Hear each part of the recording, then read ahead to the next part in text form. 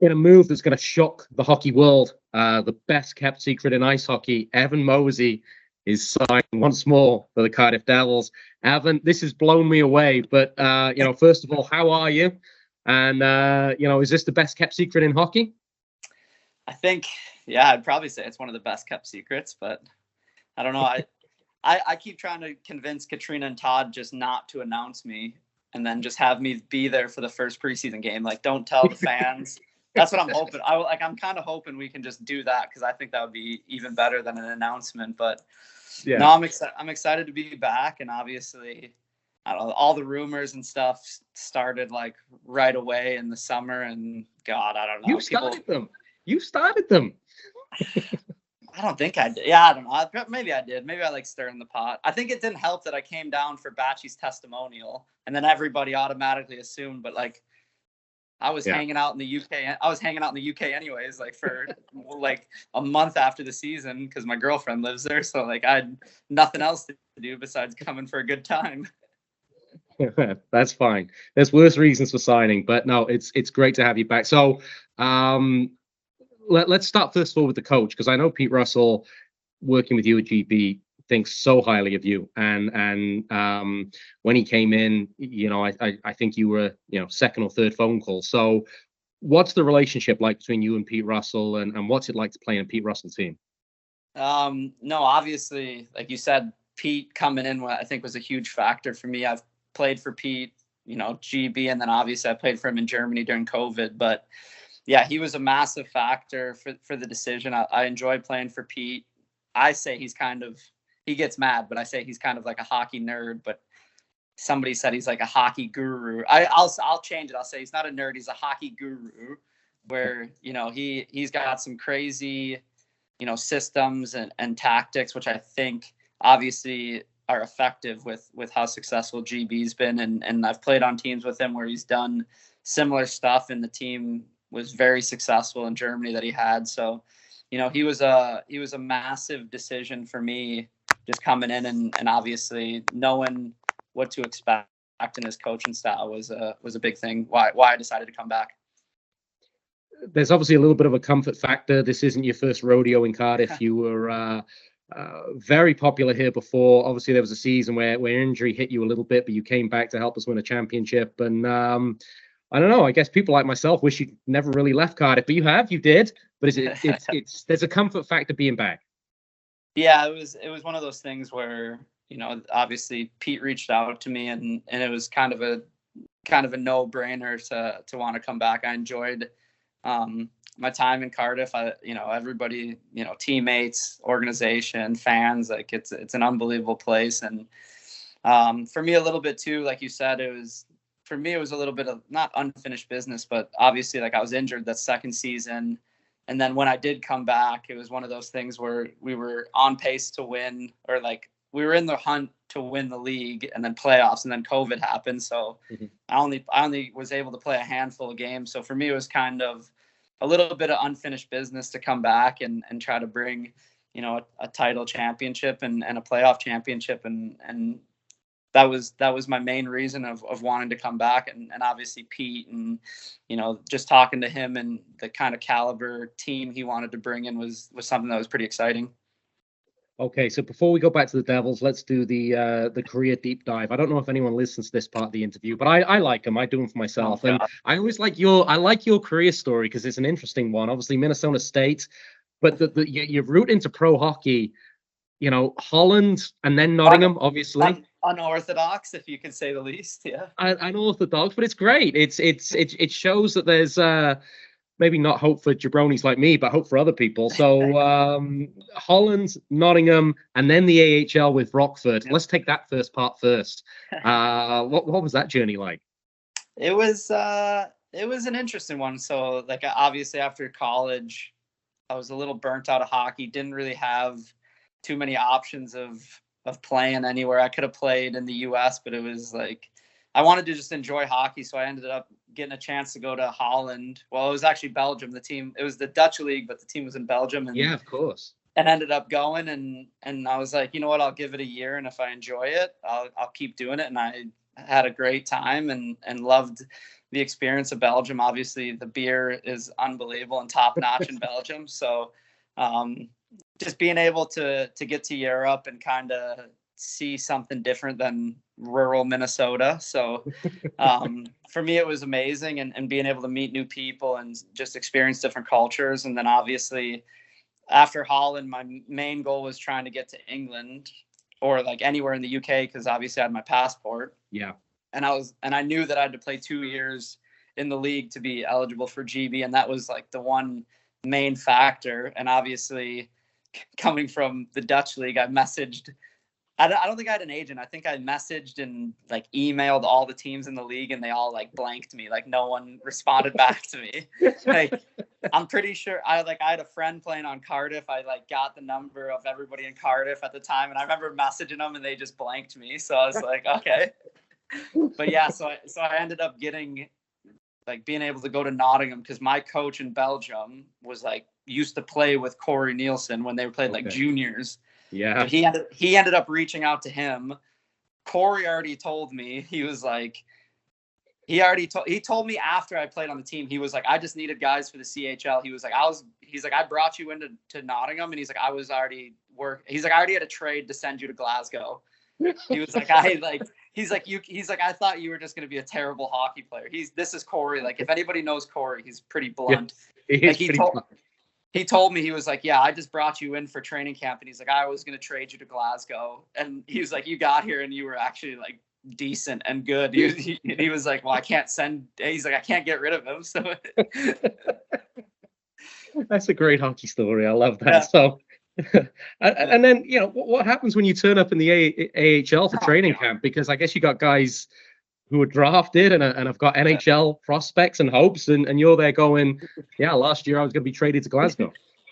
Yeah, so it was one of those interesting things. Like, it was a great experience. Went to training camp for the Blackhawks and like went through that, and it's obviously like it's a good experience, but it's funny because like I think I was like 26 maybe at the time, or 27. Yeah. And like these kids are like 18 to 20. They're all young, and here's like a 27-year-old hanging out at training camp, and I'm like just happy to be, and like everybody's like loving it, like everybody's like going hard, and I'm just happy to be there. Like I knew, like realistically, I was like, there's no, like, it's a great opportunity, but like I'm not a draft pick, I'm not a prospect. Like realistically, I'd have to have the most unbelievable training camp to even get like a sniff. Yeah. So like realistically, like I knew like I was just going straight to Rockford or somewhere else, where like then I'd be like, that's my like main chance of doing anything. But yeah, training camp, like I remember getting called in I got called into the assistant coach's office like end of training camp, and he was like, how do you think your camp went? And I think I caught him off guard, because everybody probably did the generic like, oh, it went really good, like you know, I've been working hard. And he was like, how do you think your camp went? And I just said, well, obviously not that good, because I'm talking to you and I'm probably going to get cut right now. And he just like looked at me and he was like, oh, yeah, we're sending you down to like Rockford for their camp. I was like, all right, thank you. That's fine. Thanks for the opportunity. Yeah. Yeah. I like shook his hand. I was like, thank you for the opportunity. Like, I was a great time, but like I caught him completely off guard, because he was like, oh, what? And I was like, well, I'm getting cut, aren't I? He's like, yeah, you are. I was like, okay, well, there we go. That's resiliency. So pretty good in Rockford, and then back to Nottingham. And I'll ask you this quick question quickly, because Devils fans try and block this out, but you did deny us a trophy, an overtime winning slap shot into the top right hand corner over Ben Bounds' glove side. You remember that day? It was actually top left hand side over his blocker, and it was blocker. There we go. Yeah, that was probably one of the best shots in my entire life. So yeah, sorry Devils fans, but hopefully I can do some more of that next year, like in championship games. That'll be great. Still trying to duplicate that feeling. So yeah, absolutely. So okay, let's ask this. And I asked Josh Waller a similar question earlier in the summer. You know, you got a lot of great aspects to your game, but probably the main one you're known for is speed and skating ability. Was that just natural ability? Do you work on that a lot? You know, is it power work in the gym in the off season? How do you kind of what have you based your skating ability on?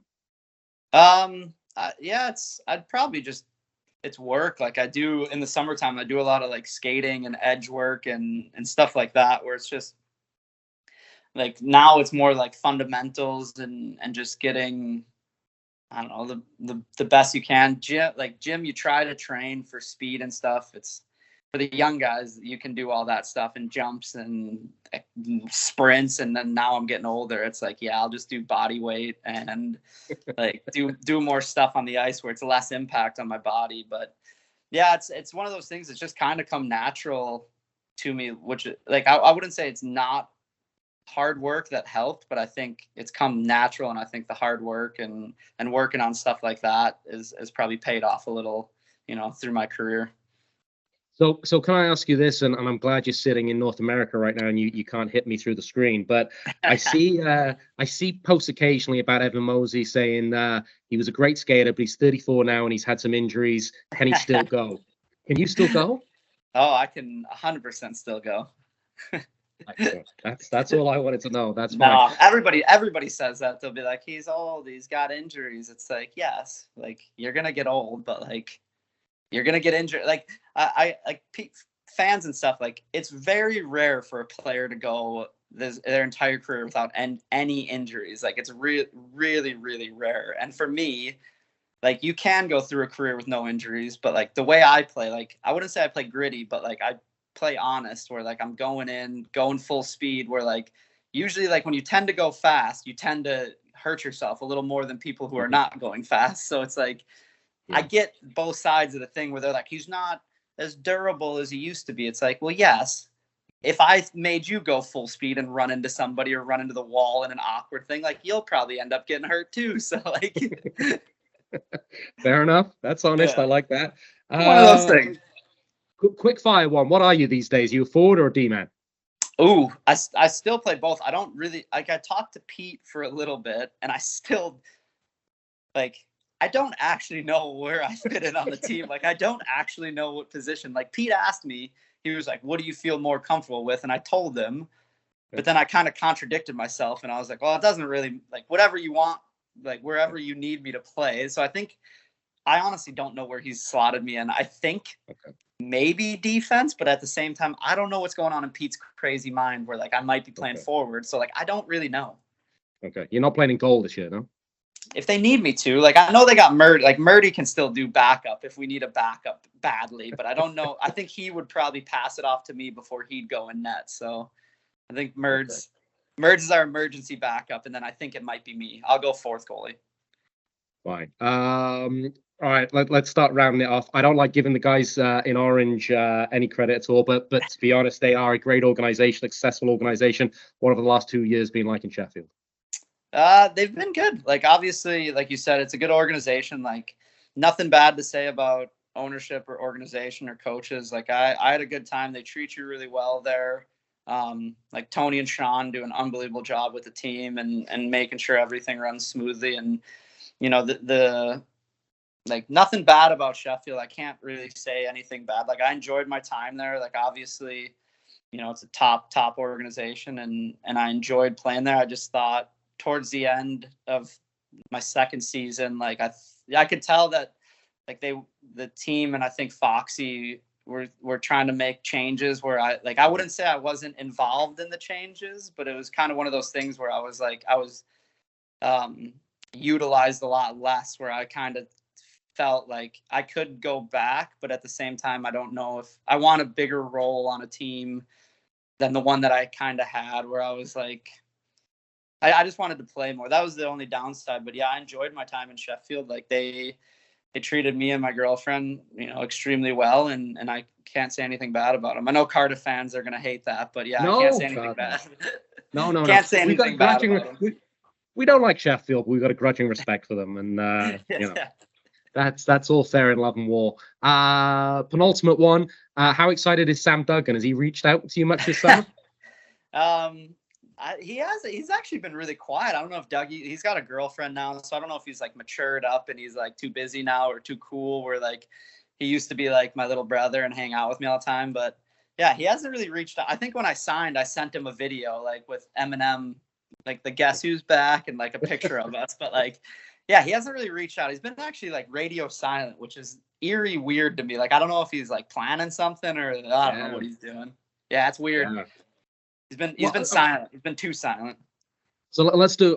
Todd's going to kill me for the length of his interview. Let's do a follow-up to that before I go to my last one. Everyone tells me you're a great locker room guy, and maybe, I don't know, but maybe that was a facet that wasn't quite there as much last year, although it was a good group in that locker room. What do you bring to a locker room, Evan, as if I didn't know from this interview? I talk a lot. So, yeah, Pete brought me into Germany, I think, because they were having trouble. And he was like, I just need people. He's like, I need a guy to bring the locker room together. And I literally, like, my job in Germany was like just to talk to the guys, like bring the team together, like never shut up or like. So basically, I feel like guys get sick of me, but yeah, I'll bring a good positive attitude, always smiling, always trying to have fun in the locker room, and I just don't shut up. Where like I kind of make guys talk to each other. I call myself the glue guy. I'm just the glue guy, bring the team together. Everyone needs one. They're going to have to put this interview out in 2 parts, but this is the last one, I promise. I ask all the guys to do this, but you've only got 20 minutes. Your message for Cardiff Devils fans coming into this season? Oh, man. Glad to be back. Looking forward to the season. I hope, obviously, the fans enjoy the season. Hopefully we have a successful season.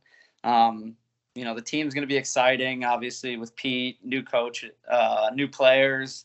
I'm excited. Like, I'm actually really looking forward to the season. It's one of the things that I'm, most looking forward to, obviously getting there, seeing what the team's going to be like. I think it's going to be an exciting, new type of hockey that I think the Cardiff Devils were missing a little bit last year.